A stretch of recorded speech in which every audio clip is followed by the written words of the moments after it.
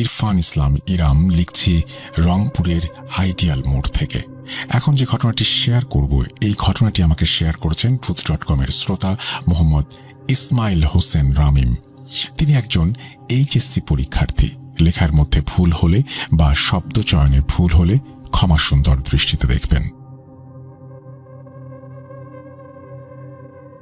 আমি মোহাম্মদ ইসমাইল হোসেন রামিম।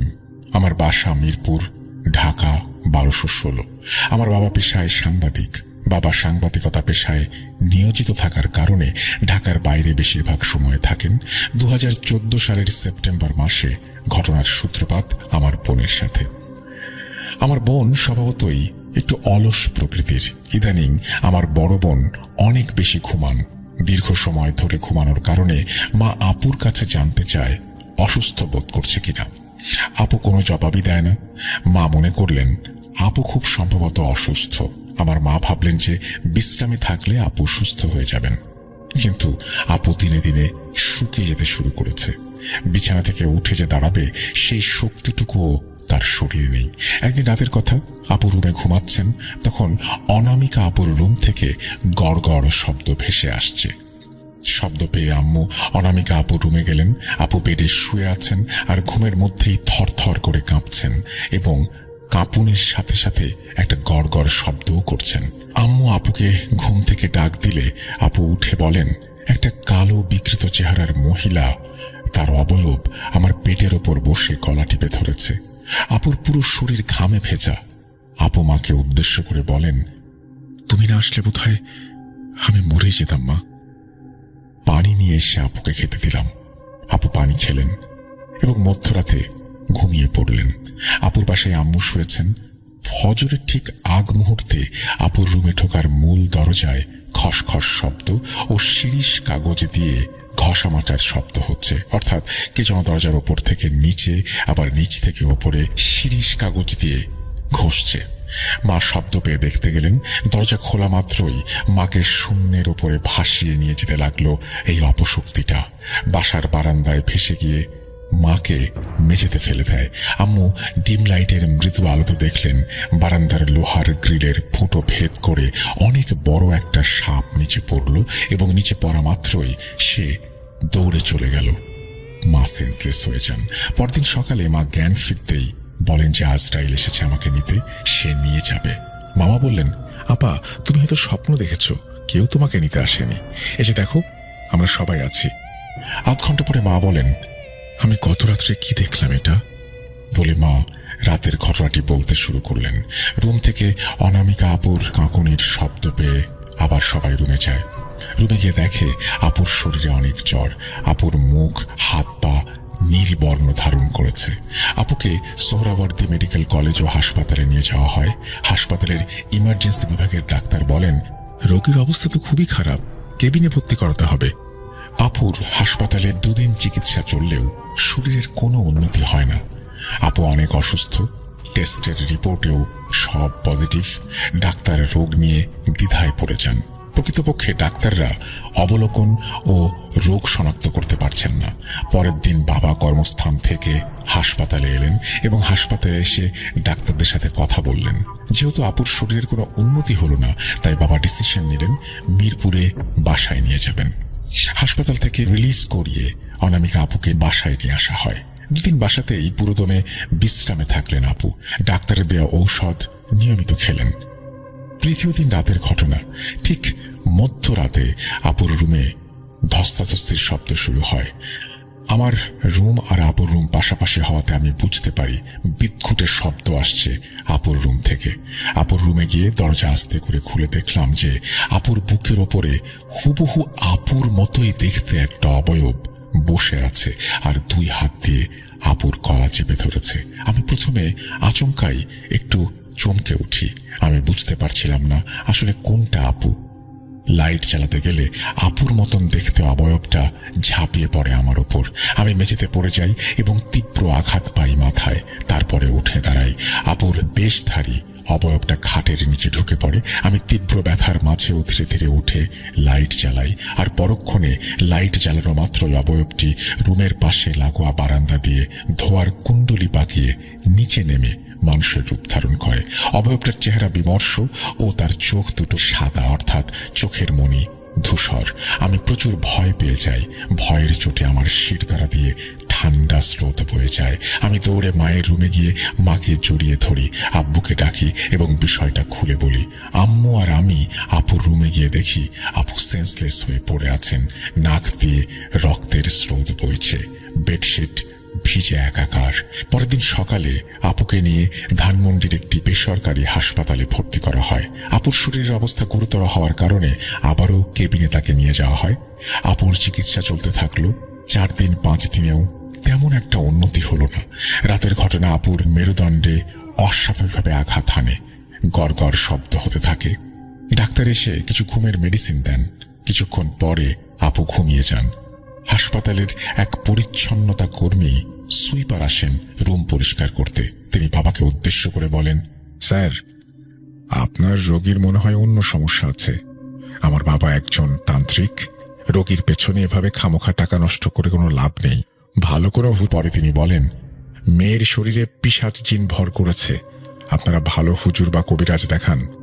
এই কথা বলে তিনি বিদায় নেন। পরের দিন আব্বুর এক বন্ধুর পরামর্শে মিরপুরের একটা মাজারে আপুকে নিয়ে যাওয়া হয়। মাজারের এক মহিলা কবিরাজ আপুকে দেখেন। তিনি কিছুক্ষণ সময় নিয়ে বলেন, এই মেয়েকে দ্রুত ভালো কোনো কবিরাজ বা তান্ত্রিক দেখান। এই সমস্যা আমি সমাধান করতে পারবো না। যদি মেয়েকে বাঁচাতে চান তো যা করার জলদি করেন, সময়ের কাজ সময়ে করেন, নয়তো পরে পস্তাতে হবে। রাতের ঘটনা, আপু কাঁপা কাঁপা গলায় বলতে থাকেন, আমার শ্বাস প্রশ্বাস নিতে কষ্ট হচ্ছে, খুব কষ্ট হচ্ছে। বাবা অনেক ভয় পেয়ে যান এই পরিস্থিতি দেখে। মায়েরও মন ভীষণ খারাপ হয়ে যায়। অনেক টাকা খরচ হয়ে গেছে, কিন্তু আপুর শরীরের কোনো উন্নতি হলো না, বরং উল্টো দিনে দিনে তিনি অসুস্থ হয়ে যাচ্ছেন। মধ্যরাতের কথা, আপু স্বাভাবিক আচরণ শুরু করে। বিছানার বেডশিট মুখে নিয়ে হঠাৎ করে আবার চিবাতে শুরু করে। চোখ ভীষণ রকমের গাঢ় লাল। মা আপুর মুখ থেকে বেডশিট বের করে নেন ঠিকই, এবং ঠিক তখনই আপু অন্য এক মেয়ের কণ্ঠে বলেন, আমার মুখ থেকে বের করলি কেন কাপড়টা? খেতে তো ভালোই লাগছে। আপু ভ্রু কুঁচকে ঘরের এপাশ ওপাশ তাকাতে থাকেন। আমার বাবা জিন বা ভূতে বিশ্বাস করতেন। বাবা মাকে উদ্দেশ্য করে বললেন, ওর শরীরে জিন আছে। সারা রাত বাবা মা আমি জেগেছিলাম। এই উদ্ভট পরিস্থিতিতে দুই চোখে ঘুম ছিল না। পরের দিনের কথা, দুপুরে স্বনামধন্য কারি আব্দুল কাইয়ুম সাহেব বাসায় আসেন। তিনি বলেন, আগামীকাল রোগীকে আমার বাসায় নিয়ে আসবেন, আমি বিস্তারিত খুলে বলবো। পানি পড়া দিলাম, এই পানি পড়া তাকে 2 বেলা খাওয়াবেন। পরের দিনের ঘটনা, কারি সাহেব কোরআন তেলাওয়াত করলেন। তারপর কিছু সময় পর বললেন, বেশ কিছুদিন আগে ঢাকার লালবাগ কামরাঙ্গী চর শ্মশান ঘাট থেকে একটা জিন তার শরীরে ভর করেছে। এই জিন যখন শরীর ছেড়ে বাইরে যেতে চায় তখন সে কিছুটা সুস্থ বোধ করে, আবার যখন শরীরে প্রবেশ করে তখন ভীষণ রকমের অসুস্থ হয়ে যায়। 2টা বোতলে প্রবাহমান .com The Fear Returns with Russell। Welcome back. আপনাদের সবাইকে স্বাগত জানাচ্ছি আমি রাসেল। আশা করছি আপনারা সবাই ভালো আছেন, ভালোর তলে আছেন। এই মুহূর্তে যে ঘটনাটি আমি পড়ে শোনাবো সেটি আমাদের পাঠিয়েছেন সাবিতা আলম। চলুন শুরু করা যাক। আপনার অজান্তেই আপনার এলাকায় একজন ফকিরের আবির্ভাব ঘটল। সেই ফকিরের চেহারা এমন যেন দেখে শরীরের ভেতরে ঠান্ডা বাতাস বয়ে যায়। সে নাকি যা চায় তাই নিয়ে যেতে পারে। কেমন হবে যদি এমন ফকির আপনার পরিবারের জন্য কাল হয়ে দাঁড়ায়? জানতে চান? আসসালামু আলাইকুম রাসেল ভাই ও প্রিয় শ্রোতা বন্ধুরা, আশা করি আপনারা সকলেই ভালো আছেন, সুস্থ আছেন। আমি মোহাম্মদ সাবিতা আলম, লিখছি ময়মনসিংহ বিভাগ থেকে। আজ আমি যার ঘটনাটি আপনাদের সাথে শেয়ার করব ওনার নাম শাহজাহান আলী। উনি করাচিতে বসবাসরত একজন পাকিস্তানি ভদ্রলোক। ওনার সাথে আমার যোগাযোগ হয় লুনা আপুর মাধ্যমে। আমি ওনার পরিচয় পর্ব আর দীর্ঘ না করে আজ সরাসরি ঘটনায় চলে যেতে চাই।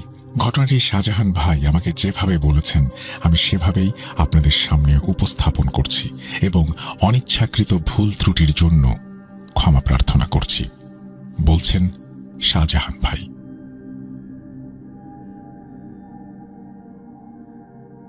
আমরা তখন করাচির শাহ ফয়সাল কলোনিতে থাকতাম।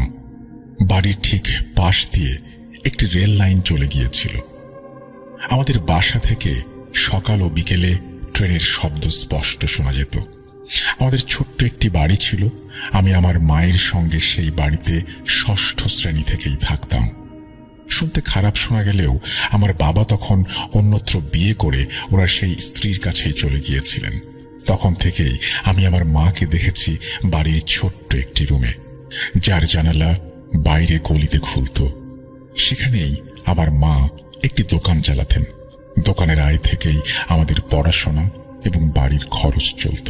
আমি ম্যাট্রিক পাশ করার পর সেই দোকানের বেশিরভাগ দায়িত্ব নিজের কাঁধে তুলে নিয়েছিলাম।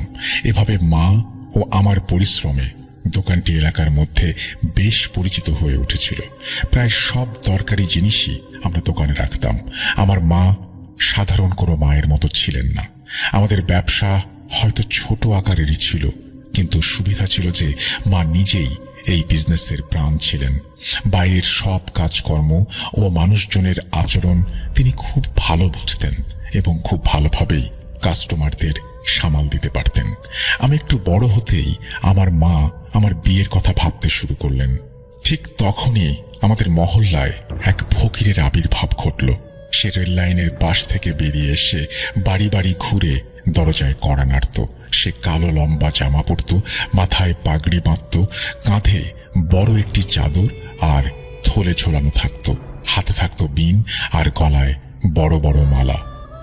তার গায়ের রং বেশ গাঢ় ছিল, চোখে গভীরভাবে সুরমা লাগাতো। বড় বড় গোঁফগুলো তার মুখকে যেন একেবারে ঢেকে দিয়ে রাখত। তার চেহারা এমন ছিল, মনে হতো তাকে কিছু না দিলে সে হয়তো অভিশাপ দেবে। সে তার সেই কঠিন মুখ নিয়ে গলিতে ঢুকে পড়ত এবং সোজা সামনের দিকে হেঁটে চলে যেত।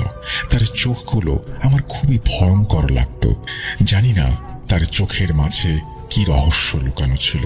সে সবসময় ধীর পায়ে গলিতে প্রবেশ করত এবং গভীর দৃষ্টিতে সবাইকে দেখত। দরজা খোলার পর কেউ তাকে রুটি দিত, কেউ টাকা ধরিয়ে দিত। বিকেল 5টা ছিল তার নির্দিষ্ট সময়। প্রতিদিন বিকেল 5টা বাজলেই সে ধীরে সুস্থে গলিতে প্রবেশ করত। আমাদের দোকানের কাছে আসতেই সে সবসময় আমার মায়ের চোখের দিকে তাকিয়ে হাত বাড়িয়ে দিত। কখনো সে বলতো, বলো তো রানী, আজ সাপের খেলা দেখবে? মহল্লার প্রতিটি মহিলাকেই সে রানী বলে ডাকত। আমার মা তার কথা শুনে হাসতেন আর বলতেন, এত সময় নেই যে সাপের খেলা দেখব। তখন সে বলতো, আমার কাছে সব ধরনের বিষের ওষুধ আছে, মনও আছে। মা দোকানের জানলা থেকে সরাসরি তার দিকে তাকিয়ে বা না তাকিয়ে কিছু খাবার সামনে রাখতেন, আর সে হুঁ বলে জোরে একটা চিৎকার দিয়ে সামনে চলে যেত। আমি মায়ের পাশে বসে দেখতাম আর তাকে জিজ্ঞেস করতাম, এই হুঁ কি জিনিস যার জন্য সে এত জোরে চিৎকার করে? আমি তো সবসময় ফকিরদের আল্লাহ বলতে শুনেছি। মা বলতেন, এসব জেনে আমাদের কোনো কাজ নেই, সে যা চায় আমি দিয়ে দেই, এখানেই শেষ। আমারও কোনো আপত্তি হয়নি, আর শুধু হু বলাটা আমি বুঝতে পারতাম না। এভাবেই আস্তে আস্তে অনেকগুলো দিন কাটতে লাগলো, আর সেই ফকিরের বিষয়টা স্বাভাবিক হয়ে গেল। তারপর একদিন আল্লাহর ইচ্ছায় আমার বাগদান হয়ে গেল। বিয়ের আগে আমি আমার স্ত্রীকে কখনো দেখিনি। বিয়ের পর তাকে মায়ের পাশে দেখে আমি অবাক হয়ে গেলাম। মাশাআল্লাহ, আমার স্ত্রী ছিলেন খুবই সুন্দরী। সে যাই হোক, বিয়ে হলো তখনই বুঝতে পারলাম সত্যিই আমার স্ত্রী সোহানা স্বপ্নের মতো আমার জীবনে এসেছে। আমি ওর প্রতি সম্পূর্ণভাবে মন দিলাম। সে দেখতে যেমন সুন্দর ছিল, তার চেয়েও বেশি সুন্দর ছিল তার স্বভাব। বাইরে যাওয়া আসা একদম পছন্দ করতো না, অন্যদের সাথে মিশতো না। একদিন মা কিছুটা অসুস্থ ছিলেন, আর আমি বাড়ির পানির মোটর ঠিক করার জন্য ব্যস্ত ছিলাম। দোকান তখনও খোলা হয়নি। সন্ধ্যার দিকে হঠাৎ দরজায় খুব জোরে জোরে কড়া নাড়ার আওয়াজ হলো। সোহানা আমাকে বলল, তুমি কাজ করো, দরজায় কে আমি দেখছি। দরজা খোলার সঙ্গে সঙ্গেই সোহানা কিছু দেখে পেছনে সরে এসে দ্রুত দরজা বন্ধ করে দিল। আমি জিজ্ঞেস করলাম, কে ছিল বাইরে? সে বলল, কোনো ফকির এসেছিল। আমি অবাক হয়ে বললাম, হয়তো দোকান বন্ধ দেখে দরজায় এসেছে। আমি উঠে ভেতর থেকে সেই ফকিরের কিছু একটা এনে দিতে যাচ্ছিলাম। তখন সোহানা বলল, আগে তোমার কাজ শেষ করো। ওদের তো অভ্যাস এমনই, এক দরজায় না পেলে অন্য দরজায় যাবে, সেখানে পাবে। সে তো প্রতিদিনই আসে, কাল দিলেও হবে। আমি তখন আসলে কাজের চিন্তায় হয়তো একটু আনমনাই ছিলাম। সোহানার কথা শুনে আবার কাজে লেগে পড়লাম। পরদিনও মায়ের অবস্থার উন্নতি হলো না, তাই দোকানে আমাকেই থাকতে হলো। সেদিন সকাল থেকে আকাশ ছিল কালো মেঘে ঢাকা, আর হালকা বৃষ্টি পড়ছিল। দোকানে তেমন ভিড় ছিল না। আমি সারাদিন অপেক্ষা করছিলাম, ভাবছিলাম আজ হয়তো কিছু অদ্ভুত ঘটনা ঘটবে। বৃষ্টির দিনে কি মানুষের বাড়ির জিনিসপত্রের প্রয়োজন হয় না? এমন সময় সোহানা বৃষ্টিতে ভিজে একটা থালায় কিছু খাবার নিয়ে এলো। আমি একবার বৃষ্টি, একবার সোহানাকে দেখি আর আল্লাহর কাছে কৃতজ্ঞতা জ্ঞাপন করি। ভাতের থালা তখনও আমার হাতেই ছিল। ঠিক তখনই সামনের রেল লাইন থেকে সেই ফকির বেরিয়ে এসে আমার সামনে এলেন। সে যত কাছে আসছিল ততই তার মুখে রাগের ছাপ স্পষ্ট হচ্ছিল। সেদিন তাকে একেবারে ভয়ঙ্কর দেখাচ্ছিল। বৃষ্টি তখন ঝড়ের মতো হচ্ছিল, আর সে যেন অজানা থেকে ধীরে ধীরে এগিয়ে আসছিল। তার বড় বড় সুরমা দেয়া চোখ লাল হয়ে উঠছিল। মনে হচ্ছিল যেন সে কোনো ব্যাপারে প্রচণ্ড বিরক্ত। আমি কিছু বলার আগেই থালার সব খাবার হাতে নিয়ে তার ব্যাগে দিলাম। সে বলল, গতকালই প্রথমে এই বাড়ি থেকে আমি খালি হাতে ফিরলাম। তার গলার স্বর ছিল ভীষণ গম্ভীর। সে সোহানাকে গভীরভাবে দেখছিল। আমি বললাম, ফকির ভাই রাগ করবেন না, কাল আমার মা অসুস্থ ছিলেন। আমি এই কথা বলতেই সে রাগে গজগজ করতে লাগলো। তার চোখ থেকে যেন আগুন ঝরছিল, মুখেও চিন্তার ছাপ ফুটে উঠল। তারপর গম্ভীর স্বরে বলল, এই তোমার বউ তো কাল আমাকে ফিরিয়ে দিয়েছিল। আমি তখন সোহানার দিকে তাকালাম। সোহানা অদ্ভুত দৃষ্টিতে আমাকে দেখছিল। তখন সেই ফকিরকে আগের মতো লাগছিল না। মনে হচ্ছিল সে রাগে সবকিছু ছিঁড়ে খুঁড়ে ফেলবে। আমি তার চোখে চোখ রেখে কথা বলতে পারছিলাম না। তার মুখের অভিব্যক্তি দেখে তখন আমার বেশ ভয় লাগছিল। এরপর সে আমার সামনে দাঁড়িয়ে থেকে চোখ বন্ধ করলো এবং মুখে কিছু বিড়বিড় শব্দ করতে লাগলো। আমি খুব মনোযোগ দিয়ে তাকিয়েছিলাম। সে বন্ধ চোখেই পকেট থেকে কিছু একটা বের করে মুঠোর ভেতর ফু দিল। তারপর চোখ খুলে সোজা সোহানার দিকে তা ছুড়ে দিল। আমি সঙ্গে সঙ্গে পেছনে ঘুরে তাকালাম। সোহানা ভয় পেয়ে চোখ বন্ধ করে ফেলেছিল, কিন্তু সেখানে কিছুই ছিল না। বুঝতে পারলাম না ফকির আসলে কি ছুড়ে দিল। আমরা দেখতেও পেলাম না সেটা। আমি একবার সোহানাকে দেখি, একবার ফকিরের দিকে তাকাই। তখন সে গম্ভীর স্বরে বলল, এবার পালা আসবে। সে সোহানার দিকে গভীর মনোযোগে তাকিয়েছিল। আমার মনটা তখন ভীষণ অদ্ভুত লাগছিল। আমি তার উপর রাগও করতে পারছিলাম না, কিন্তু আমি তাকে বললাম, সে তো একজন ফকির, রোজই তো তাকে কিছু না কিছু দেয়া হয়, একদিন না পেলে এমন কি হয়?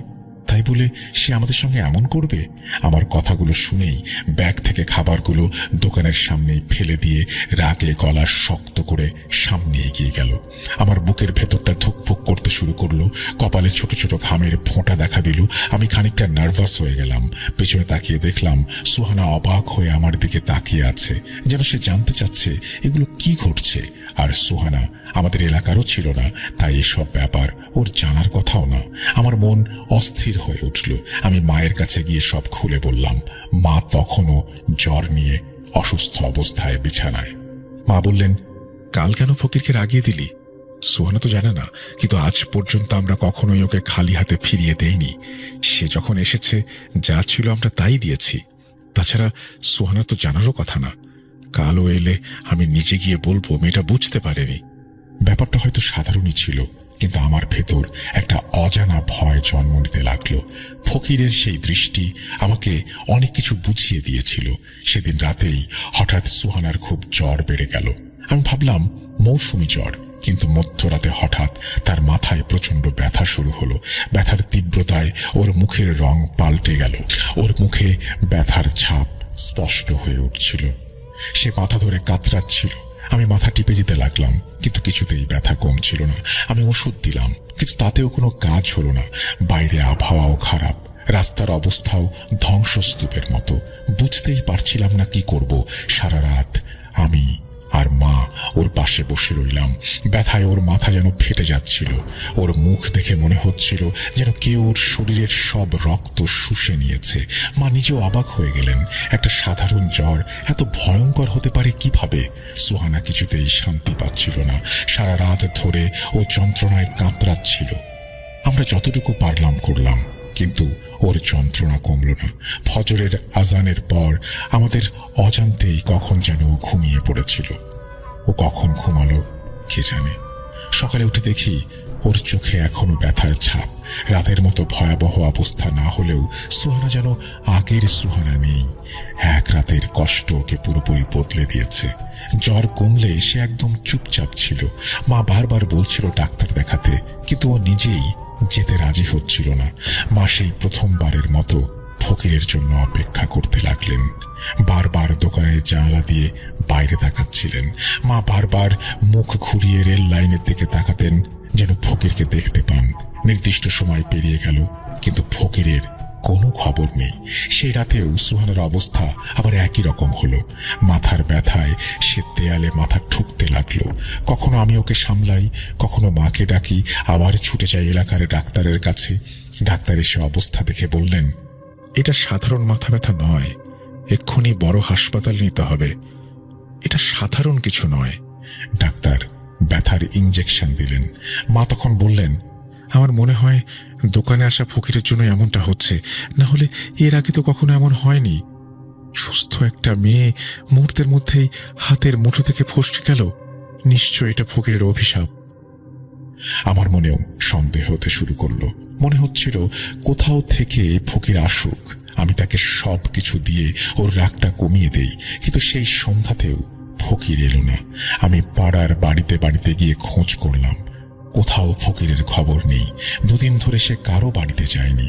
আমরা বাধ্য হয়ে সুহানাকে করাচির বড় হাসপাতালে নিয়ে গেলাম। সেখানেই তাকে ভর্তি করানো হলো। ডাক্তাররা চিকিৎসা করার সময় চোখের পলকে তার চোখ জোড়া ওপরের দিকে উঠে গেল, আর সে হঠাৎ ছটফট করতে শুরু করলো। ডাক্তাররা নিজেদের মতো সব চেষ্টা করছিলেন, কিন্তু যাই করা হোক সব নিয়ন্ত্রণের বাইরে চলে যাচ্ছিল। সন্ধ্যার সময় ঘনিয়ে আসছিল। মা সুহানের এই অবস্থা দেখে দ্রুত বাড়ির দিকে ছুটে গেলেন। হয়তো ফকির এসে পড়বে আর মা নিজেই তার কাছে ক্ষমা চাইবেন। মা মাত্র পা বাড়িয়েছেন, তখনই সুহানা জোরে চিৎকার দিয়ে উঠল, তাড়াতাড়ি যান, সে এসেছে, সে আসছে, তার কাছে ক্ষমা চেয়ে আমার জীবন ফিরিয়ে দিন। মা নিজের বৌমার এই অবস্থা দেখে পাগলের মতো কাঁদছিলেন। আমিও হতবাক হয়ে গিয়েছিলাম, বুঝতে পারছিলাম না আসলে কি ঘটছে। মা দ্রুত পায়ে বাড়ি গেলেন। বাড়িতে পৌঁছেই দোকানের জানালা খুলে ফকিরের আসার জন্য দোয়া করতে শুরু করলেন। তার মনে তখন নেতিবাচক চিন্তার ঝড় বইছে। ফকির কি এমন কোনো অলৌকিক ক্ষমতার অধিকারী যে তার এই গভীর দৃষ্টিতে এই অবস্থা হয়েছে? মৃত্যুও যেন খুব কাছে এসে দাঁড়িয়েছে। অনেক উদ্বেগের পর ঠিক 5টা বাজতেই মা রেল লাইনের দিকে থেকে ফকিরকে দেখতে পেলেন। মা আতঙ্ক ভরা চোখ নিয়ে ফকিরের অন্য কোনো দরজায় যাওয়ার আগেই ডাকতে লাগলেন। ফকির মায়ের দিকে তাকালো, কিন্তু সে কাউকে পাত্তা না দিয়ে এক এক করে বাড়ি পার হয়ে যেতে লাগলো। সে ঠিক আমাদের বাড়ির সামনে এসে দোকানের জানালায় দাঁড়ালো। মা বিনয়ের সঙ্গে বললেন, ফকির সাহেব, আপনি যা চান আজ নিয়ে যান, শুধু আমার বৌমাকে সুস্থ করে দিন।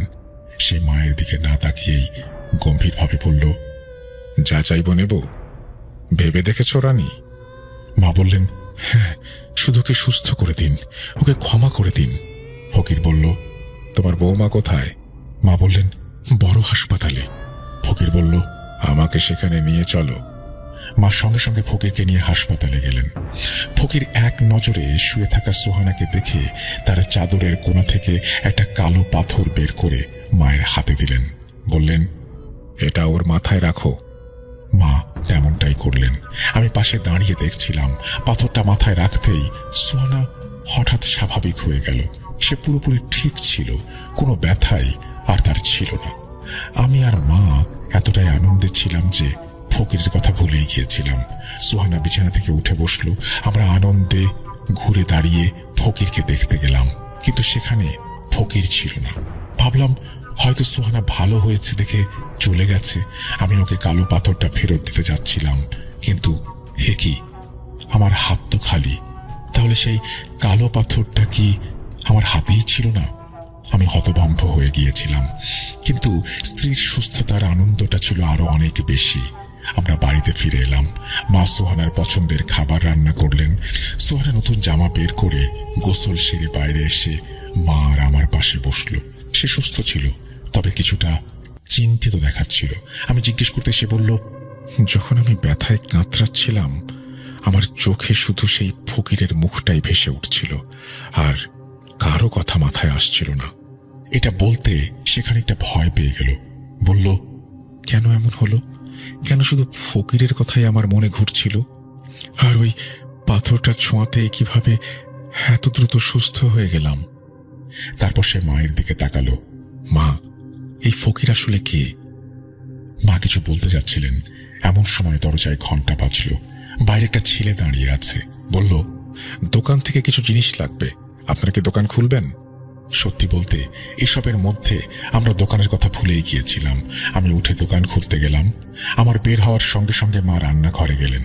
দোকানে কাস্টমার রেখে আমি আবার ঘরে এলাম। আর তখনই আমার চিৎকার বেরিয়ে গেল। সোহানা বিছানায় এলোমেলো অবস্থায় পড়েছিল। তার নাক থেকে রক্ত পড়ছিল আর শরীরটা বরফের মতো ঠান্ডা। আমার চিৎকার শুনে মা সুহানাকে দেখলেন। আমি পাগলের মতো তার দিকে ছুটে গেলাম, কিন্তু সুহানা আমাদের সবাইকে ছেড়ে চলে গিয়েছে পরপারে। কিছুতেই বুঝতে পারছিলাম না কয়েক মিনিটের মধ্যে কিভাবে সব ঘটে গেল। আমার চোখের পানি যেন থামছিলই না। মায়ের অবস্থা আরো খারাপ। হাসপাতাল থেকে সুস্থ অবস্থায় আমরা তাকে নিয়ে এসেছিলাম, অথচ মুহূর্তেই কি থেকে কি হয়ে গেল। দাফনের আয়োজন চলছিল, আর আমি আর মা একে অপরকে জড়িয়ে ধরে কাঁদছিলাম। আমার চোখে এত পানি ছিল যে সামনে কি ঘটছে কিছু স্পষ্ট দেখতে পাচ্ছিলাম না। কবরস্থানে গিয়ে দাফন সম্পন্ন হলো। তখন আমার অবস্থা একেবারে পাগলের মতো। দাফনের পর আস্তে আস্তে উপস্থিত মানুষজন আমাকে সান্ত্বনা দিতে লাগলো। তারপর সবাই একে একে চলে যেতে শুরু করলো, কিন্তু আমার মন কিছুতেই মানছিল না। সবাই আমাকে ফিরে যেতে বলল। আমি উঠে কয়েক পা এগোলাম, কিন্তু আমার স্ত্রীকে আমি কিভাবে একা রেখে যাই? কবরস্থানের পাশে থাকা গাছপালার ভেতর একটা দেয়ালে হেলান দিয়ে বসে পড়লাম। সেখানে সম্পূর্ণভাবে অন্ধকার ছিল। আমি সেই বসে শুধু সুহানার কবরটা দেখছিলাম। রাত আরো গভীর হচ্ছিল। চারিদিকে চাঁদের আলো ছড়িয়ে পড়ছিল। দেয়ালে হেলান দিয়ে আমি তখনও গভীরভাবে কবরের দিকে তাকিয়ে।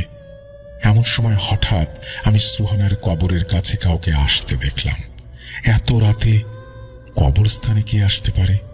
চোখের জল ভালোভাবে মুছে আবার তাকালাম, যেন পরিষ্কার দেখতে পাই কে এসেছে। ভালোভাবে নজর পড়তেই দেখলাম সে একজন ফকির। আমার দৃষ্টি তার উপর আটকে গেল। সে কবরের দিকে এগিয়ে যাচ্ছিল। আজকের রাতটা আমার কাছে অনেক বেশি অদ্ভুত লাগছিল। আমি বিস্ময়ের সাথে ভাবছিলাম, এই ফকির আবার কে? এত রাতে কবরস্থানে কি করতে এসেছে? সে এগিয়ে গিয়ে অন্য কবরগুলো পেরিয়ে সুহানার কবরের সামনে এসে থমকে দাঁড়ালো। তারপর সে চারপাশে নজর ঘুরিয়ে নিতে লাগলো। আমি নিজের শ্বাসও আটকে রেখেছিলাম। দেখতে চাচ্ছিলাম যে সে শেষ পর্যন্ত কি করে। সে যখন নিশ্চিত হলো আশেপাশে কেউ নেই, তখন সে দ্রুত কবরটা খোঁড়া শুরু করলো। আমার ইচ্ছে হচ্ছিল সামনে গিয়ে তাকে আটকাই, জানতে চাই সে কি করছে, কি চাইছে। কিন্তু ঠিক তখনই মনে হলো কেউ যেন আমার পা শক্ত করে ধরে রেখেছে। আমি সেখানেই নিঃশব্দে দাঁড়িয়ে রইলাম। এরপর দেখলাম খুব দ্রুত সে আমার সুহানার লাশটা ভেজা মাটি থেকে বের করে এনে মাটির উপরে রেখে দিল, আর সঙ্গে সঙ্গে কবরের মাটি আগের মতো ঢেকে দিল। এরপর সে সুহানার পাশে বসে কিছু একটা পড়তে লাগলো। সে তার পায়ের কাছে দাঁড়িয়ে ক্রমাগত কিছু উচ্চারণ করছিল। এরপর দেখলাম সুহানার শরীরটা একটু নড়ল। সে কাফন সহ সোজা হয়ে বসল। আমি চিৎকার করতে যাচ্ছিলাম, কিন্তু নিজেকে কিভাবে সামলালাম আমি জানি না।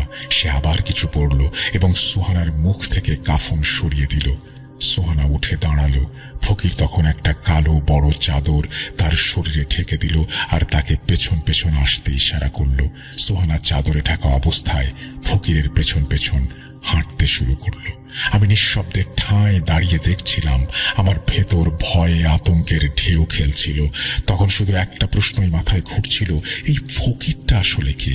সে কি কোনো জাদুকর যে জাদুর শক্তিতে সব করছে? কিন্তু যদি সে জাদুকরই হয়, তাহলে তার সাথে সোহানার কি সম্পর্ক? আর সোহানা কি আসলেই মারা গেছে? তাহলে সব কি দেখছি আমি শুনেছিলাম মৃত মানুষের ওপর জাদু কাজ করে না। তাহলে চোখের সামনে যা ঘটছে সেটা কি? মুহূর্তেই সব ভয়কে পেছনে ফেলে আমি দ্রুত ফকিরের পেছনে হাঁটতে শুরু করলাম। সে তখনও এগিয়ে যাচ্ছিল আর এক আঙুল তুলে সুহানাকে পেছনে আসার ইঙ্গিত দিচ্ছিল, আর সুহানা যেন পোষা প্রাণীর মতো ওর পেছন পেছন হাঁটছিল। আমরা রাস্তা পেরিয়ে একটা মসজিদের কাছে এসে পৌঁছালাম, আর ঠিক তখনই এই মুহূর্তটার জন্য আমি অপেক্ষা করছিলাম।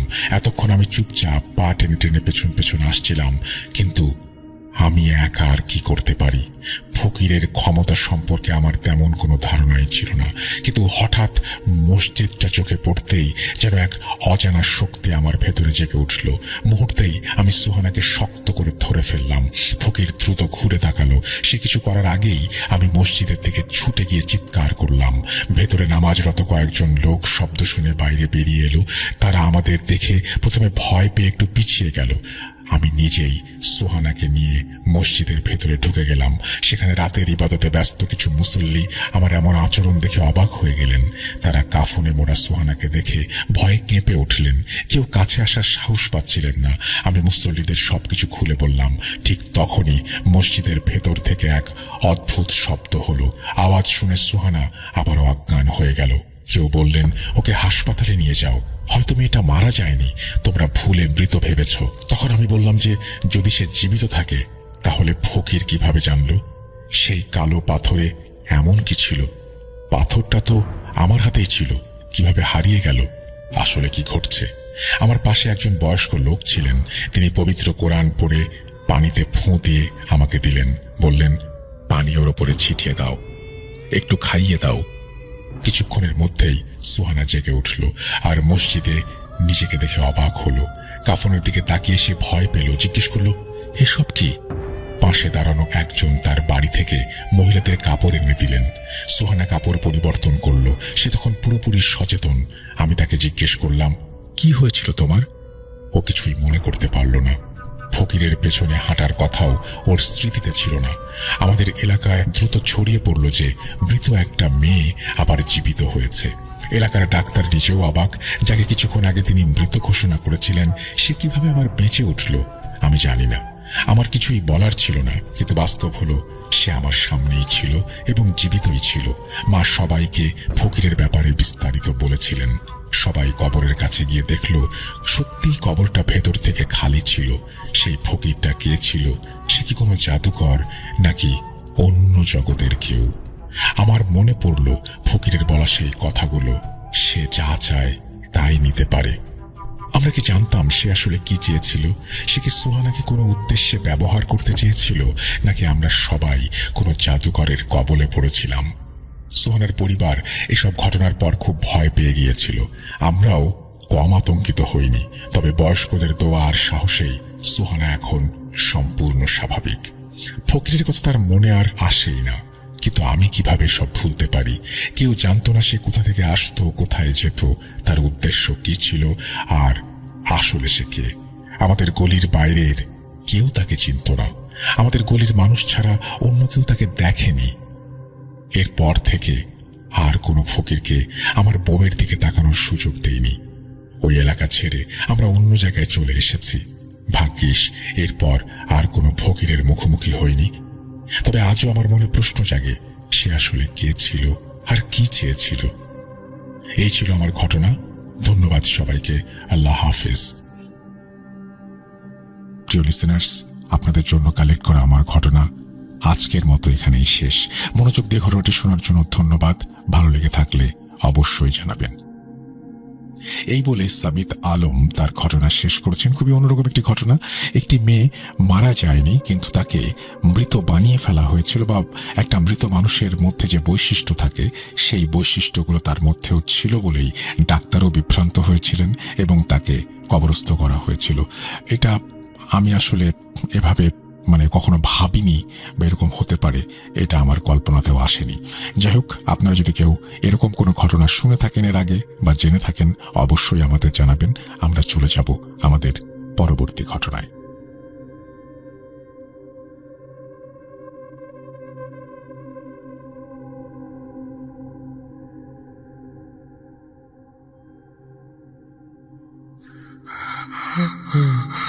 কেন কেন তুমি আসো? আমি শুধু তোমার সাথেই থাকতে চাই। কিভাবে সম্ভব? মৃতদের এই পৃথিবীতে থাকতে নেই। তুমি তুমি চলে যাও, চলে যাও, প্লিজ চলে যাও। সবটাই কি ইলুশন, নাকি অন্য জগতের কেউ কখনো হাজির হয়ে যায় চোখের পলকে? ভূত.com with Russell। ওয়েলকাম ব্যাক, আপনাদের সবাইকে স্বাগত। আমরা চারজন রাত 11টার সময় রাতের খাবার খেয়ে যে যার রুমে ঘুমানোর জন্য চলে যাই। আমার রুমটি হলো বাসার মাঝ বরাবর। আমি আমার রুমে এসে দরজা লাগিয়ে শুয়ে পড়ি। কিছুক্ষণ মোবাইল চালানোর পরে আমি ঘুমিয়ে পড়ি। আনুমানিক তখন সময় ছিল রাত 2:30। আমি ঘুমানোর কিছুক্ষণ পরেই আমার মনে হলো কেউ আমার দরজায় টোকা দিল। আমি বলে উঠি, কে ওখানে? কে কে ওখানে? কিন্তু কেউ কোনো সাড়া দেয় না। অতঃপর আমি যেই আবার নিদ্রায় আচ্ছন্ন হলাম, তখন আমি বুঝতে পারলাম আমার দরজার সামনে কেউ হাঁটা চলা করছে। আমি যেই ঘুমিয়ে পড়লাম, আবার দরজায় টোকা দিল। এবার আমি উঠে দরজা খুললাম, কিন্তু কাউকে দেখতে পেলাম না। তখন আমি ভেবে নিলাম হয়তো 3 জনের কেউ আমার সাথে মজা করছে। তাই আমি রাগ করে আমার রুমের দরজা আটকিয়ে ঘুমিয়ে পড়লাম। কিন্তু সারা রাত এইভাবেই আমাকে বিরক্ত করছিল। পরের দিন সকালে আমি বাকি 3 জনকে ডেকে জিজ্ঞাসা করলাম এই কাজটি কে করেছে, কিন্তু কেউই স্বীকার করল না। সেদিন আবার রাতের খাবার খেয়ে যে যার মতো রুমে চলে যাই। আমি আমার রুমে গিয়ে মোবাইল ইউজ করতে থাকি। আনুমানিক রাত 2টার পরে আমি বুঝতে পারি আমার রুমের দরজার সামনে কেউ দাঁড়িয়ে আছে। যখনই বুঝতে পারলাম অমনি 2টি টোকা দিল। সাথে সাথে আমি বলে উঠি, কে কে ওখানে? কিন্তু কেউ কোনো কথা বলছে না, চুপ করে আছে। তো আমি অত গুরুত্ব না দিয়ে মোবাইল চালাতে মগ্ন হলাম। আবার হঠাৎ 2টো টোকা দিল। আমি যেহেতু ম্যাট্রেসে ঘুমাই, তাই এই কাজটি কে করছে তা দেখার জন্য হালকা সরে গিয়ে দরজার নিচ থেকে তাকাই। হালকা আলোতে দেখতে পাই লোমযুক্ত 2টি পা। সেই পা দুটিতে লোহার শিকল দিয়ে বাঁধা। আমি আমার চোখের ভুল ভেবে দরজা খুলে দেখতে চাইলাম। দরজা খোলার শব্দ পেয়ে মনে হলো কেউ আমার ঘরের এক পাশ থেকে অন্য পাশে দৌড় দিল। দরজা খুলে আমি কিছুই দেখতে পেলাম না। তাই আমি প্রত্যেকের রুমে গিয়ে তাদেরকে জাগিয়ে তুলি। তারপর তাদের পা লক্ষ্য করতে থাকি, কিন্তু তাদের কারো পাই অমন না। কি হয়েছে সবাই জিজ্ঞেস করলে আমি ব্যাপারটা এড়িয়ে যাই। পরের দিন আমি প্রতিদিনের মতো ঘুম থেকে উঠে ফ্রেশ হয়ে চলে যাই আমার ইউনিভার্সিটিতে। ইউনিভার্সিটি থেকে আসতে আসতে দুপুর গড়িয়ে বিকেল হয়ে যায়। সেদিন বাসায় কেউ ছিল না। আমি দুপুরের খাবার খেয়ে চলে যাই গোসল করতে। আমার রুমে যেহেতু বাথরুম ছিল না, তাই আমি আমার রুমের বাথরুমের ব্যবহার করি। যখন আমি গোসলের জন্য গেলাম তখন ইলেকট্রিসিটি ছিল না, তাই বাথরুম হালকা অন্ধকার ছিল। ভেন্টিলেটর দিয়ে যতটুকু আলো আসার কথা ঠিক ততটুকুই আসছিল। পানির কল ছাড়ার পরেই দেখতে পাই বাথরুমের বাম পাশের দেয়ালের টাইলসের ওপরে একটি অদ্ভুত অবয়ব। সেই দেয়ালে আমার ছায়াও দেখা যাচ্ছিল, কিন্তু অন্যটি কার? সেই ছায়ায় আমি দেখতে পাই 2টি ছোট পা, কিন্তু পায়ের পাতা দুটো বড়, পায়ে শিকল বাঁধা। হাত দুটি তুলনামূলক খুবই বড় এবং নখ আছে। মুখ আছে কিন্তু কোনো চোখ নেই। আমার সামনে যেহেতু কিছু ছিল না, তাই ছায়া বরাবর হাত দিতে অনুভব করলাম লোমযুক্ত কোনো মানুষকে আমি স্পর্শ করছি। আমি আল্লাহর নাম নিয়ে চিৎকার দিয়ে বেরিয়ে এলাম। আল্লাহর নাম নিতে থাকলাম। এত ভয় আমার আগে কখনোই লাগেনি। আমি বাসা থেকে বের হয়ে বাসার সামনে চলে আসলাম। কিছুক্ষণ পর সবাই চলে আসলো। আমি আমার ভাই এবং 2 রুমমেটকে এই বিষয়টি জানালাম। সবাই আমার ঘটনাটি জানার পরে অতটা গুরুত্ব দিল না। বলল এটা হয়তো মনের ভুল।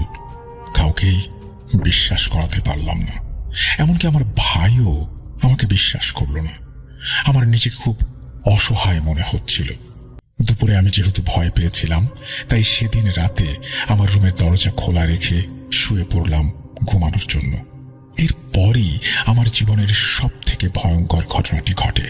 মধ্যরাতে জানি না সেদিন কিসের জন্য আমার ঘুমটা ভেঙে গেল। ঘুমের ভেতরে ডান দিক থেকে বাম দিকে চোখ ঘুরাতেই আমি দেখলাম দরজা বরাবর সেই অদ্ভুত অবয়ব। খুবই বাজে চেহারা তার। মুখ দেখে বুঝলাম প্রচুর ক্ষত, চোখ দুটো নেই, সারা শরীরে লোহার পেরেক মারা, শরীরে ও পিঠে পায়ে প্রচুর লোম, কুকুরের মতো বসে আমার দিকে একটি ভয়ঙ্কর দৃষ্টি দিয়ে আছে। কি করলি এটা? কেন করলি? এটা বলেই আমার দিকে এগিয়ে আসছিল। আমি জোরে একটা চিৎকার দিয়ে অজ্ঞান হয়ে যাই। সকালে যখন আমার জ্ঞান ফেরে তখন আমি চারিদিক থেকে আজানের ধ্বনি শুনি। পাশে তাকিয়ে দেখি আমার ভাই ও বাসার অন্য দুই বড় ভাই আমার মুখে পানির ছিটা দিচ্ছে।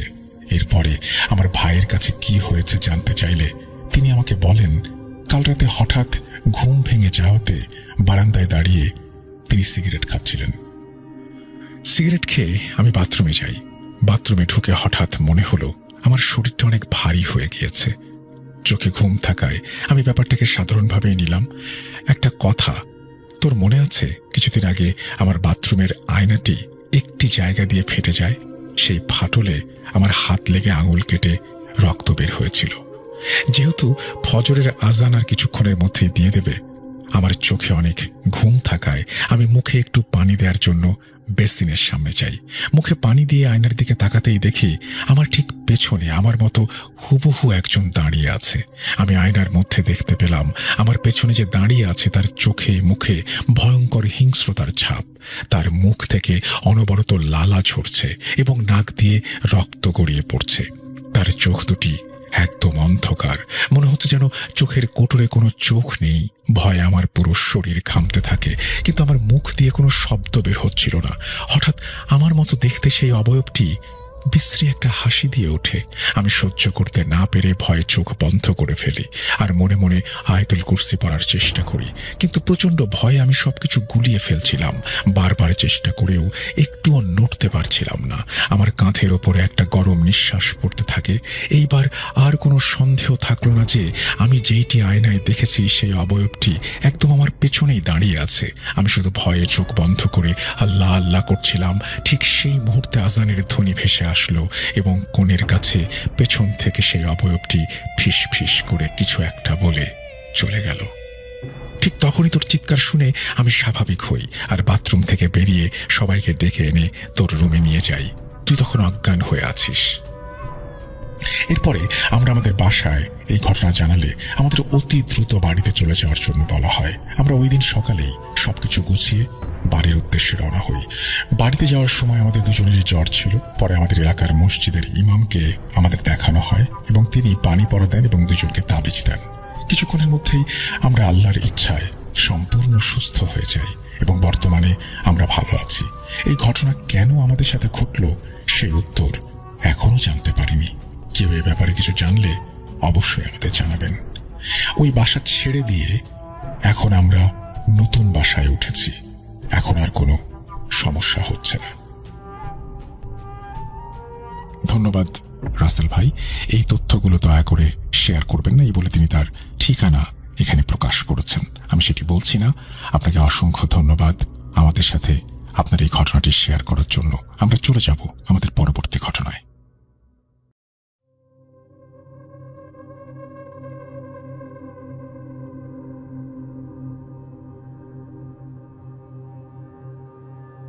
আবার যদি ভালো লাগে অবশ্যই আমাদের জানাবেন। চলুন শুরু করা যাক।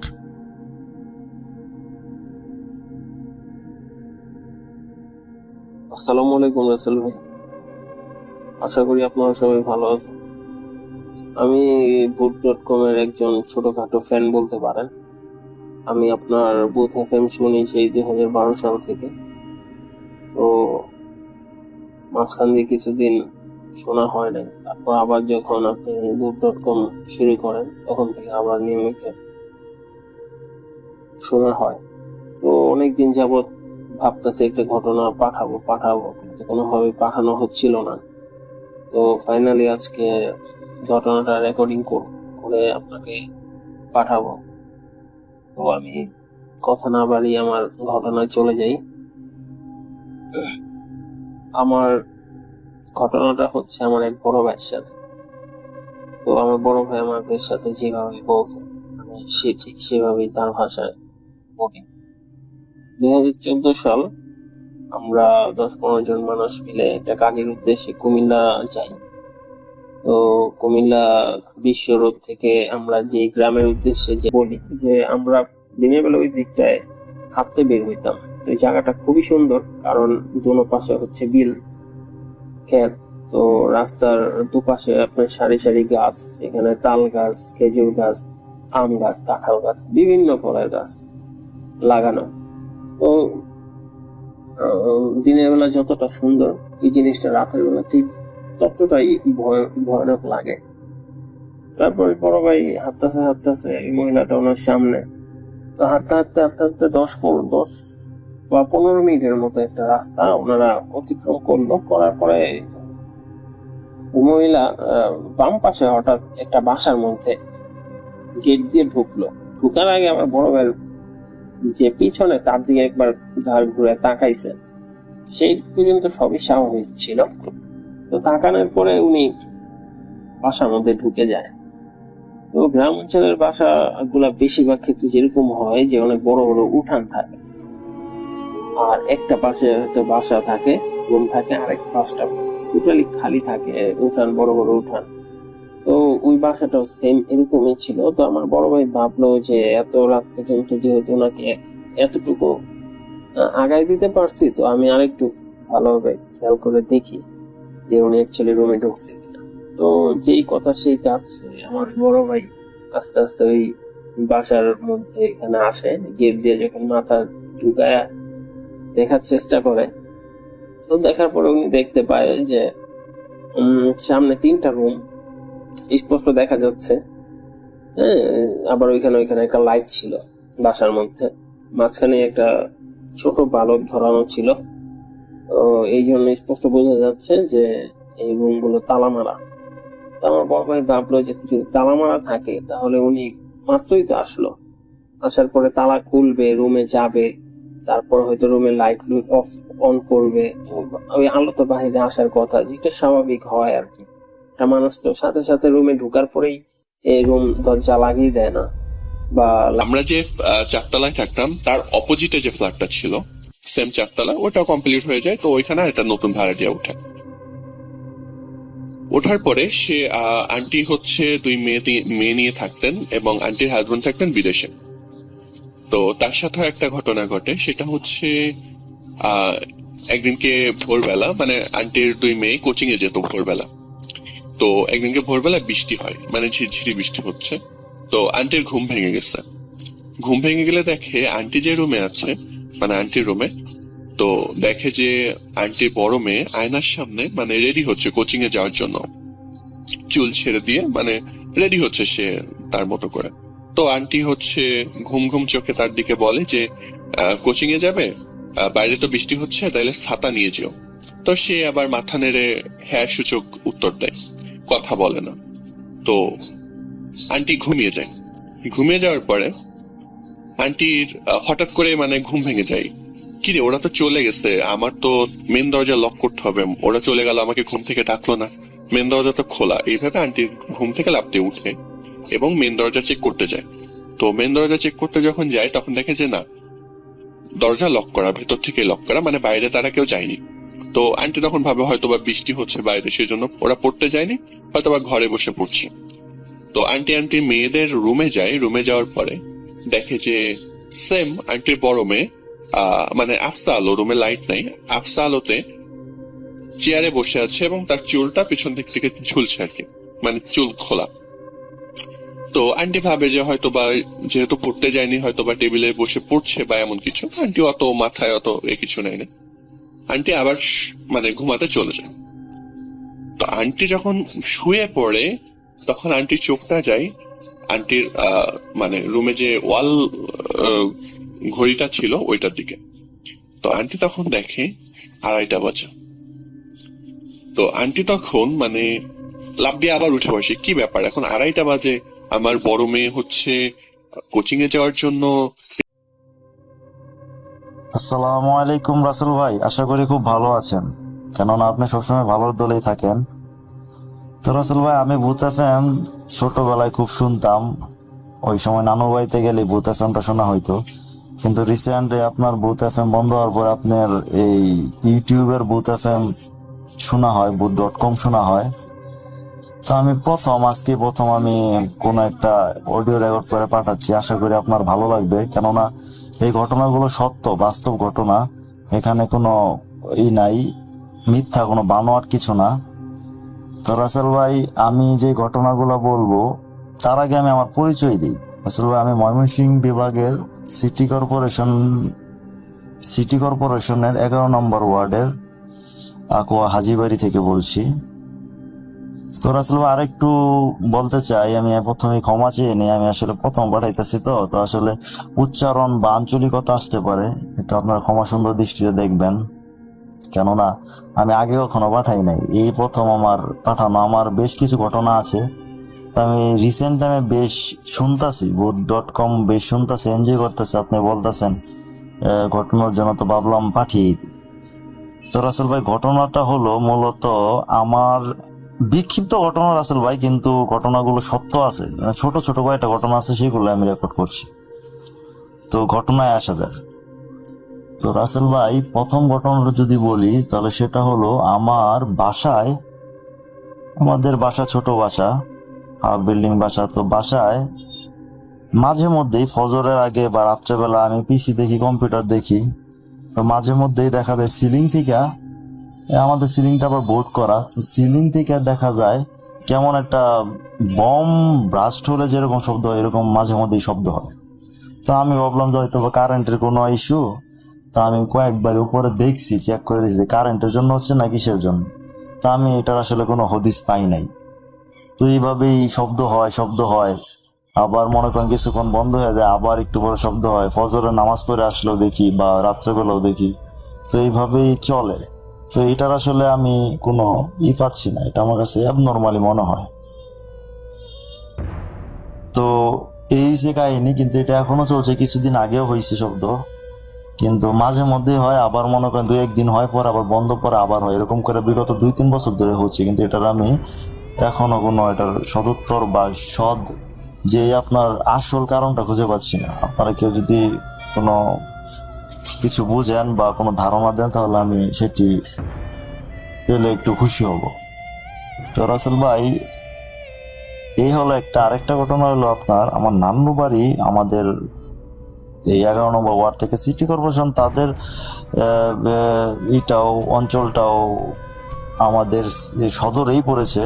আমাদের শহর থেকে প্রায় 11 কিলোমিটার দূরে, এই 8 কিলোমিটার কি 10 কিলোমিটার হবে, দাপুনিয়া নামক জায়গা। দাপুনিয়া থেকে আরেকটু ভিতরে 6 মাইলের পরে গাগরা ইউনিয়ন 11 নম্বর সুইলা পশ্চিমপাড়া আমার নানুর বাড়ি। তো সেখানে একটি ঘটনা ঘটেছে, সেটি হলো আপনার, আমি এই যে রিসেন্ট 2 দিন আগে আমি গিয়েছিলাম, সেখানে আমার মামাতো ভাই আছে 2 জন, বাবু এবং তামিম, তাদের সাথে বসে রাত্রেবেলা পুকুরের পাশে মাচায় বসে আড্ডা দিচ্ছিলাম। তখন কথায় কথায় বললাম যে আমি তো বুথ এফএম শুনতেছি, তোমাদের কি খবর, তোমরাও কি শোনো নাকি? না ভাই, আসলে ব্যস্ততার কারণে তেমন শোনা হয় না, মাঝে মধ্যে শুনি। তখন আমি তাদেরকে বললাম, তো তোমাদের কি কোনো ঘটনা আছে, এতদিন যাবত এখানে আসো, তো কোনো কিছু তো চোখে পড়তে পারে। তখন আমার মামাতো ভাই, আমার বড় মামার ছেলে, আমদাদ মামার ছেলে তামিম তখন আমার বললো, ভাই ঘটনা তো তেমন নাই, কিন্তু ঘটনা ছোট, কিন্তু ঘটনা সত্য, আমি নিজে দেখছি। আমি বললাম যে কি ঘটনা, বলো শুনি। তখন তামিম আমাকে বললো যে এখানে বলে রাখা বলো রাসেল ভাই, তামিমের দাদু আবার নানা ছিল আপনার কবিরাজ, বুঝছেন? তো তামিমের নানা ছিল কবিরাজ, তার নাম ছিল কাদু মৌলভী। তিনি খুব বিখ্যাত ওই পার্শ্ববর্তী গ্রাম গোপালনগরের।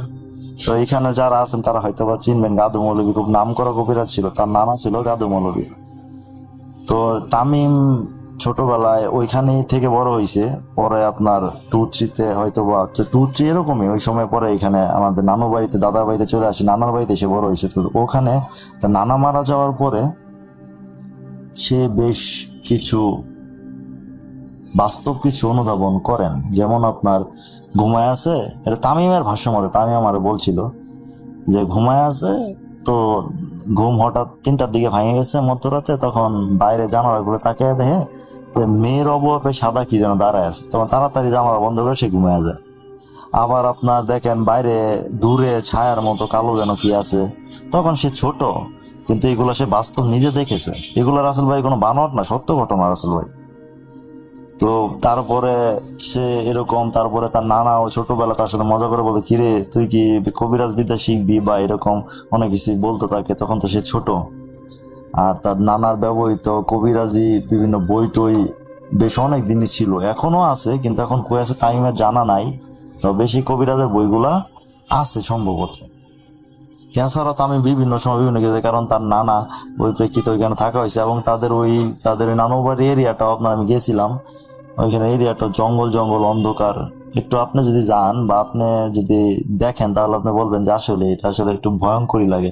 সাথে পুকুর, নারিকেল গাছ, নারিকেল খাওয়া হয়েছে, নারিকেল গাছ, পুকুর, ডোবা, অন্ধকার জঙ্গলের মতো, আসলে ওদের বাড়িটাও পুরানা। তো এরকম একটা পরিবেশ। তো এছাড়াও তামিমের বেশ কিছু ঘটনা আছে এরকম, সে দেখছে বন্দে মাছ ধরতে গেছে, তখন যায় দেখে বন্দের মধ্যে মাছ ধরতে গেছে, এই দূরে জঙ্গলের মধ্যে যেন কেমন কিরকম শব্দ হচ্ছে এরকম ঘটনা, বা পাশের পুকুরে কি যেন ঝাঁপ দিয়া পড়ছে এরকম ঘটনা সে প্রায়ই দেখছে, কারণ গ্রামের ছেলে বুঝেন মাছ টাছ ধরে। তো এরকম দেখা হয়েছে তার। এছাড়া রাসেল ভাই ওই যে আরেকজন মামাতো ভাই আছে, তার ঘটনাটা বলি। এটা কিন্তু রাসেল ভাই বেশি দিন আগের না, এই যে কালকে আমি আসছি নানু বাড়িতে, কালকে আসি, পরশু দিন রাত্রেবেলা কারেন্ট চলে গেছিল, ওখানে বসছিলাম, তখন এই দুই ভাইয়ের সাথে কথা বলছি। তো পরে ওই ভাই যে বললো বাবু, সেও আমার বড় মামার ছেলে, আতিক মামার ছেলে বাবু, সে আমাকে বললো, আমি জিজ্ঞাসা করলাম তোমার কি ঘটনা আছে বলো, তুমি তো দেখতেই পারো জিন আছে, এটা কোরআনেও আছে, দেখতেই পারো বাবু, তুমি বলো তোমার এই পর্যন্ত তুমি কি কোনো কিছু দেখছো নাকি? ভাই দেখছি তো কিছু কিছু, কিন্তু ছোট, কিন্তু আসলে সত্য বলা কিন্তু ছোটই হয় রাসেল ভাই, এত ভয়ানক ভাবে এত কিছু হয় না। তো বাবু আমাকে বললো যে আমি দেখছি, আমি যখন এই 5-7 বছর 8-10 বছর আগে আমাদের পুরান টয়লেট ছিল রান্নাঘরের পিছনে এই বাসজারের সাথে, তো ওইখানে নাকি সে গেছে, তখন দেখে বাথরুম থেকে বের হয়ে দেখে জঙ্গলের দিকে কি যেন ছায়া মূর্তি এরকম লম্বা হয়ে দাঁড়ায় আছে, বা আপনার বিভিন্ন জায়গায় ওইদিকে আবার খেয়াত ছিল, ওইখানে কিরকম শব্দ শিয়ালের মতো কিরকম ভয়ঙ্কর একটা সিচুয়েশন। পরে আবার আপনার ওই খাসি বা ওই পাঠা বলি আমরা আঞ্চলিকভাবে, সেগুলোর যে গন্ধ, এরকম গন্ধ বাইসে আসা, এরকম ছোট ছোট দেখা হয়েছে। বা বাজার থেকে আসার সময় বাবু দেখছে ওই ভাসজার আপনার সামনে ঝুঁকা পড়তেছে। এছাড়া মনে করেন আমাদের ওইখানে পুকুরের পাশে ওইদিকে একটা, ওই জায়গাটা নিয়ে অনেকের অনেক মত আছে, ওই জায়গা দিয়ে গেলে নাকি মাছ টাছ নিয়ে গেলে, এগুলা যে ঘটনা শুনি রাসেল ভাই, এগুলো আসলে সত্য, বিভিন্ন গ্রামে হয়, আমাদের এখানে হয়েছে। মাছ নিয়ে গেলে আপনার দেখা গেছে যে বাঁশ নামায় দিতেছে, পরে আবার কিছুক্ষণ অপেক্ষা করলে হয়তো বা একটু কিছু কথা বললে তারপরে নাকি বাঁশ আবার উঠা যায়, এরকম জায়গা আছে। আবার ওই জায়গায় আপনার খেজুর গাছ ছিল অনেক মাথার, এটা আম্মার মুখে শুনছিলাম আমার নানু বাড়ির। আবার ওইদিকে একটা তাল গাছ ছিল, ওইখানেও অনেক সময় অনেক কিছু হয়েছে। আবার জনমুখে কথা আছে যে আপনার ওই তাল গাছটা যে ছিল ওটা ঠাডা পড়ে মরে গেছে, ঠাডা পড়ে আসলে গাছটা নষ্ট হয়ে গেছে, একদম চির হয়ে গেছিল অনেকদিন আগে, 10-15 বছর আগে। তো তখন নাকি ওই নিয়ে নাকি ল্যাংড়া শয়তান থাকতো। তো ল্যাংড়া শয়তান এটাও আপনার একটা কথা আছে, যেমন ল্যাংড়া শয়তান, তখন এটা আম্মুর মুখে শুনছিলাম যে আম্মুর দাদা আমার বড় বাবা ওই জবান আলী মন্ডল, উনি আবার মন্ডল ছিলেন, বিচার আচার করতেন গায়ের, তো উনি খুব প্রভাবশালী ছিলেন। তো ওই জবান আলী মন্ডল উনি করছে কি, উনি নাকি ওই শয়তানকে বাড়ি মাইরা ঠ্যাং ল্যাংড়া করে দিয়েছে, এরকম জনমুখে আছে। সত্যটা কতটা আমি ঠিক জানি না, তবে ওই বড় বা উনি আসলে শয়তান নাকি দেখছে, এটা আমার আম্মু বলছে, আম্মুরা শুনছিল তখন, আম্মুর দাদা মানে আমার বড় বাবা। এরকম ঘটনা আছে। আর একটি ঘটনা হলো রাসেল ভাই, সেটা হলো এই মনে করেন 15 কি 17 এর মধ্যে হবে বা 18, তো আমরা সবাই শীতের ছুটিতে নানু বাড়িতে পিঠা খাইতে গেছি সবাই, ফ্যামিলি সবাই। তখন দেখা গেছে যে আম্মু নানু আন্টিরা ওই পশ্চিম পাড়া ওইখানে পিঠা ভাঙতে গেছিল বা একটা দরকারে গেছিল, রাত বাজে 11টা। সাথে আবার আমার এক মামা ছিল। আসার সময় আস্তে আস্তে মেঠো পথ আস্তে আস্তে, তখন নাকি পেছন থেকে বিড়ালের একটা শব্দ, বিড়ালের ডাক তখন দেখা যায় যে বিড়ালের ডাক শুনে নানু আম্মু আম্মু বলতেছে যে কি ডাকে, আবার আমার ছোট বোনের সাথে ছিল। তখন নানু বলে যে তোমার পিছনে তাকায়ও না, কিছু একটা হইতে পারে, কারণ ওইদিকে কবরস্থান ছিল, জিনের উপদ্রব থাকতেই পারে, কবরস্থানে থাকতেই পারে। তো পিছনে আরো ওইখানে ফাঁসিও নিয়েছিল, ওইখানে কবর টবর ছিল, ওইখানে তাল গাছ ছিল, খেজুর গাছ ছিল।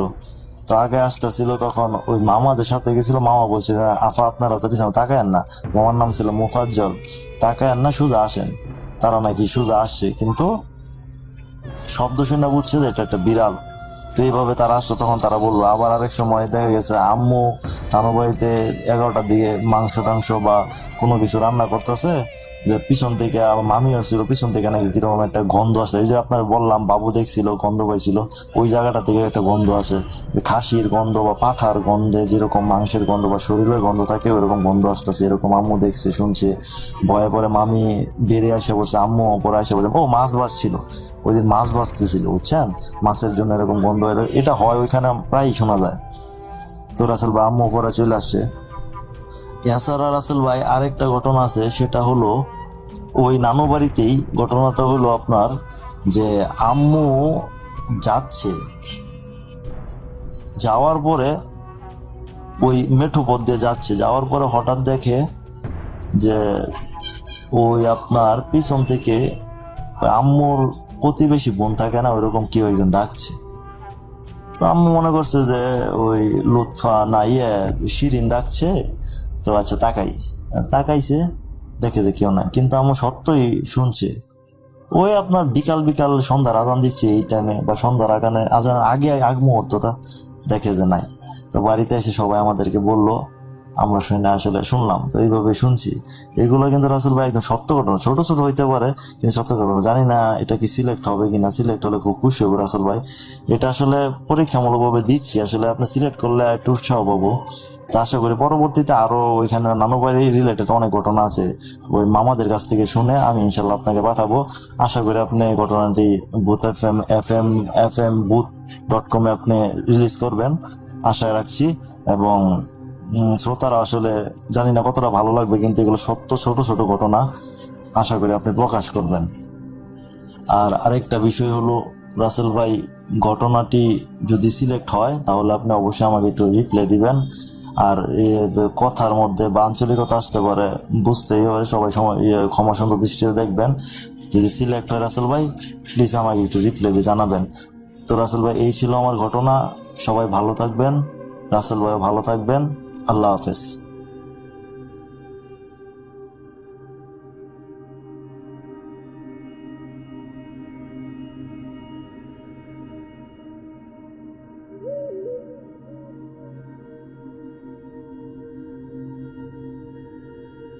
Booth.com with Russell.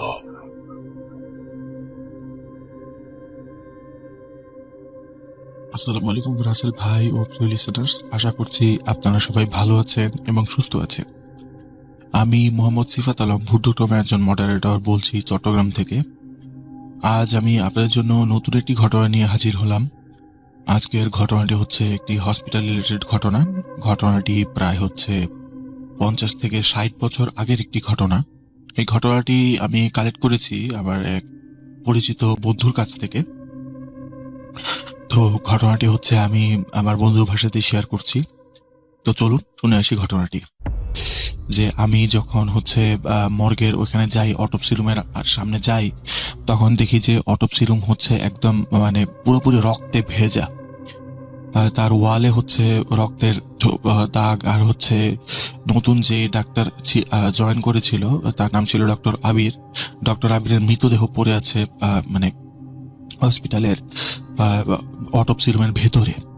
আর হচ্ছে তার যে সিনিয়র ডাক্তার ছিল ডক্টর নিহার হচ্ছে গুরুতর আহত অবস্থায় হচ্ছে কাতরা ছিল। তো আমি হচ্ছে খুব কষ্ট করে ওনাকে ধরে ধরে হসপিটালের ভিতরে নিয়ে আসি এবং ওনাকে প্রাথমিক চিকিৎসা দেওয়ার পর হচ্ছে ওনার অবস্থার বেশ কিছুটা উন্নতি হয়। তো ওনার কাছ থেকে মেনলি সব ঘটনাটা আসলে শুনি। তো পরবর্তীতে ডাক্তার আবিরের ব্যাপারেও খোঁজখবর নেওয়া হয়। তো সেখান থেকে ঘটনাটি মূলত শুরু করছি। তো ডক্টর আবির ছিলেন খুব গরিব পরিবারের একজন সন্তান। তার যখন বয়স প্রায় হচ্ছে 7 বা 8 বছর, তখন হচ্ছে তার বাবা হচ্ছে এই দুনিয়া থেকে চলে যান। তারা হচ্ছে এমনিতেও খুব বেশ মানে নিম্ন মধ্যবিত্ত পরিবার ছিল। তাদের আয় ইনকাম তেমন একটা ছিল না, মানে পরিবার চালাতে খুব কষ্ট হতো। আর পরিবারের একমাত্র মানে আয় উপার্জন সক্ষম ব্যক্তি ছিলেন তার বাবাই। কিন্তু বাবা মারা যাওয়ার পর হচ্ছে আবিরের মায়ের উপর মানে মনে হয় যে মুসিবতের আকাশ ভেঙে পড়ে। উনি চিন্তা করতে থাকেন যে আমার তো একটাই ছেলে, আমার তো সেরকম টাকা পয়সা নাই, আমি কিভাবে ছেলেকে মানুষ করব। তো এই চিন্তা করে হচ্ছে উনি তারপর মনে সাহস জুগিয়ে চিন্তা করেন, দরকার পড়লে আমি মানুষের ঘরে ঘরে কাজ করব, আয়ার কাজ করব আমি দরকার পড়লে, কিন্তু আমার ছেলেকে আমি খুব ভালো মতো মানুষ করব। তো ওনার ভাবনা অনুযায়ী উনি ওনার ছেলেকে একটি খুব নামি দামি স্কুলে ভর্তি করিয়ে দেন। ভর্তি করে দেওয়ার পর উনি হচ্ছে বিভিন্ন বাসা বাড়িতে হচ্ছে বুয়ার কাজ করতে শুরু করেন। তার ছেলে একটা ভালো এক্সপেন্সিভ স্কুলে পড়তো, সেজন্য হচ্ছে আশেপাশের মানুষজন বা হচ্ছে তার যাদের বাসায় তিনি কাজ করতেন তারাও বলতো যে তোমার ছেলেকে এত লেখাপড়া করায় তুমি কি করবা, কারণ তোমার ফ্যামিলিতে আর্নিং মেম্বার তো নাই, তোমার একার টাকায় কি সংসার চলবে না। তো তোমার ছেলেকে বৃষ্টিও পড়ছে, প্রথম দিনই এই অবস্থা, বস বলে দিচ্ছিল লেট যেতে না হয়, এখন যদি লেট করে পৌঁছায় তাহলে আমার চাকরি থাকবে না, কি একটা কপাল আমার। এগুলো বলে বলে সে হচ্ছে মানে সামনের দিকে এগোচ্ছিল। পরে বারবার পেছনের দিকে ফিরে তাকাচ্ছিল, মনে হচ্ছিল যে কারো ফুট স্টেপ সে শুনতে পাচ্ছে। তো পেছন ফিরে যখন তাকায় তখন আর কাউকে দেখতে পায় না। তো এরকম চলতে চলতে সে মানে প্রায় আধা ঘন্টা 1 ঘন্টা পর হসপিটালে পৌঁছানোর পর যখন সে হসপিটালে গেট দিয়ে যাচ্ছে, তখন হচ্ছে দারোয়ান তাকে ডাক দেয়, যে বলে যে আরে ভাই কোথায় যাচ্ছেন এত রাতে, এখন রাতের বাজে হচ্ছে আপনার 11:30, আপনি এখন কই যাচ্ছেন এখানে। তখন বলেছে কই যাচ্ছি মানে আমি হচ্ছে এখানে নতুন ডাক্তার আবির, আমি মানে মর্গের ইনচার্জ। তখন হচ্ছে ওয়াচম্যান বলে যে সরি স্যার, আসলে বুঝতে পারেনি, হ্যাঁ বড় স্যার ভিতরে আছেন, উনি তো আপনার কথা বলেছিলেন, তো আপনি যে আজকে আসবেন এই বৃষ্টির মধ্যে আমরা আসলে মানে ভাবি নাই, এই জন্য আর কি আপনাকে চিনতে পারিনি, সরি। তো আবির বললো যে আচ্ছা ঠিক আছে আমি যাচ্ছি ভিতরে। তো এই কথা বলে সে হচ্ছে ভেতরে চলে যায় আইডি কার্ডটা শো করে। তো ভেতরে যাওয়ার পর হচ্ছে সে মানে আগের দিনই যেহেতু অফিসের সাথে কথা বলে গিয়েছিল, তাই অফিসার নিহার আর কি ছিল তখন ডাক্তার, উনি মর্গের মেইন চার্জে ছিলেন আর কি, অটোপসি চার্জ। তো উনি ওনার সাথে মর্গের রুমটা চিনে গিয়েছিলেন। তো উনি ভেতরে গিয়ে দেখেন মর্গের দরজাটা ওপেন, মানে অটোপসি রুমের দরজাটা ওপেন করতে আবির বেশ আটকে ওঠে, সে একটা চিৎকার দিয়ে দেয়। তখন ডাক্তার নিহার তার দিকে ঘুরে বলে যে কি ব্যাপার, ডাক্তারি কি পাশ করছে এরকম চিৎকার চেঁচামেচি করার জন্য, লাশ কি জীবনে দেখো নাই? তখন বলে যে স্যার লাশ তো দেখছি, কিন্তু এরকম লাশ তো আগে কখনো দেখি নাই। তো ডাক্তার বলে যে লাশ, এটা কি সমস্যা কোথায়, এর থেকে কত খারাপ লাশ ভেতরে পড়ে আছে দেখতে হবে। তো আবির যে লাশ দেখেছিল সেটা বর্ণনা ছিল এরকম যে হচ্ছে কেউ একজন তাকে মানে বহুতবার ছুরিকাঘাত করে বুকের মধ্যে, পেটের মধ্যে, এরপর হচ্ছে ওর মানে মাথার মধ্যে হচ্ছে পাথর দিয়ে মানে বাড়ি দিয়ে হচ্ছে মানে পাথর নিক্ষেপ করে বা বড় একটা পাথর দিয়ে বাড়ি দিয়ে ওর মাথাটা হচ্ছে থেতলে দেয়, ওর চোখগুলো বের হয়ে রয়েছিল, ওর ব্রেনটা হচ্ছে মাথার এক পাশে ঝুলে ছিল, আর হচ্ছে ওর চাপা ভাঙা ছিল। তো ডাক্তার নিহার বলেন যে তুমি এখন লাশটাকে ভালো মতো দেখো, এটার অটোপসি তুমিই করবা, আমি হচ্ছে আমার শিফট শেষ, আমি হচ্ছে আমার কি পড়ে গিয়ে হচ্ছে পেছন যেতে যেতে সে হচ্ছে মানে অটোপসি রুম থেকে বের হওয়ার জন্য দরজার কাছে চলে যায়। দরজার কাছে এসে দেখে যে দরজাটা বাইরে থেকে লক, সে আর দরজা কিছুতেই খুলতে পারছে না। তো সে মানে চিৎকার চেঁচামেচি করতে করতে কানের মধ্যে হাত দিয়ে চোখ বন্ধ করে এক কোনায় গিয়ে বসে থাকে এবং দেখতে মানে চোখ খুলে দেখতে পায় যে সেই মানে মৃতদেহগুলো যেগুলো আর কি মানে মুর্দা ঘরে ছিল, লাশ কাটা ঘরে ছিল, সেখানে হচ্ছে সেই দিক থেকে হচ্ছে তার দিকে এগিয়ে আসছে। সে এটা দেখে হচ্ছে প্রচন্ড ভয় পায়। তো ভয়ে চোখ বন্ধ করে বসে থাকে। কিছুক্ষণ পর সে খেয়াল করে যে আশেপাশে কোনো সাউন্ড আর হচ্ছে না। তারপর সে চোখ খুলে দেখে যে না, সবকিছু ঠিকই আছে এবং হচ্ছে যেই মানে মৃতদেহটা পড়েছিল সেটাও সেই জায়গা মতোই আছে। তো সে হচ্ছে নিজেকে কিছুটা নর্মাল করে হচ্ছে চোখে মুখে পানি দেয়, ভাবে যে হয়তো ভুল দেখলাম, এরকম করে হচ্ছে আবার লাশ কাটতে শুরু করে। তো লাশ কাটতে শুরু হওয়ার কিছুক্ষণ পর সে আবার একই জিনিস ফিল করে যে ওই লাশটা তার গলা চিপে ধরে, এরকম মনে হলো তার কাছে। সে দেখতে পাচ্ছে যে লাশটা তার গলা চিপে ধরে আছে, আর হচ্ছে সে তার মানে ভাঙা মুখ থেকেই চোয়াল থেকে একটা ধরনের হাসি দিচ্ছে, আর হচ্ছে নিজের হাত থেকে মাংস খুলে নিজের মুখে দিয়ে চাবানো শুরু করলো। এটা দেখে তো সে আরো জোরে চিৎকার দেয়। তার চিৎকার শুনে হচ্ছে ডক্টর নিহার হচ্ছে সেখানে চলে এসে দরজার ভেতর ঢুকে আবিরকে জিজ্ঞেস করে, আবির কি হয়েছে, তুমি এরকম চিৎকার করছো কেন?